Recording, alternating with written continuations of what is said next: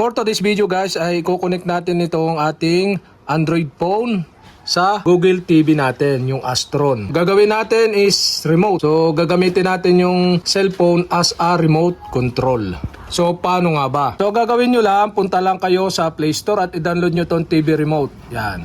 Punta kayo sa Play Store, i-search nyo yung Remote TV.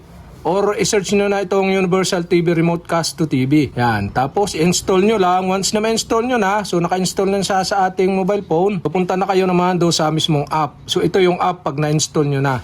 So open nyo lang yung app. Make sure lang na itong cellphone na to at yung TV ay magka-connect sa iisang Wi-Fi network para magamit nyo as a remote control. So pagka gato lumabas, X nyo lang. Yan, X. Tapos yan. Ganito na. So dito, gagawin nyo sa homepage nitong app nyo ito at mapupunta kayo dito sa My Universal TV Remote. Dito, at dito tap nyo ito, Universal Remote. Yan. Then, hanapin nyo yung Google TV or yung brand ng inyong TV. Yung brand ng ating TV is Astron. So, A, Google TV.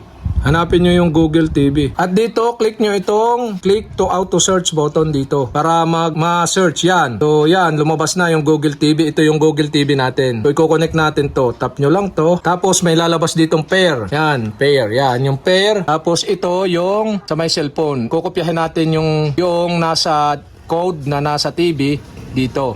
So type nyo lang BE. So make sure lang na ano siya, yung malalaki letra BE39FD. Yan. So tap natin yung pair button dito sa cellphone. At yan, naka-pair na siya. So kapag ganyan, may lalabas dito connected. Yan guys. So pair na siya. So back tayo. Yan. At nandito na yung remote. So pwede na natin siyang kontrolin. So try naman natin yung sa volume. Tap nyo yung volume. Yan, volume yun. Kita nyo. Oh.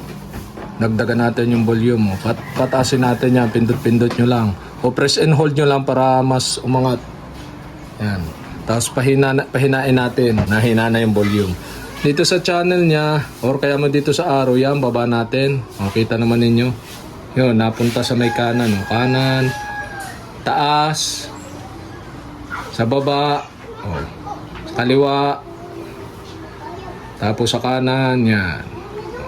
So, okay na, connected na yung ating cellphone sa TV at pwede na natin gamitin ang ating cellphone para gawing remote. So remote control na yung ating cellphone. Direkta na dito sa ating TV. Make sure lang na connected sa iisang Wi-Fi ang TV at cellphone.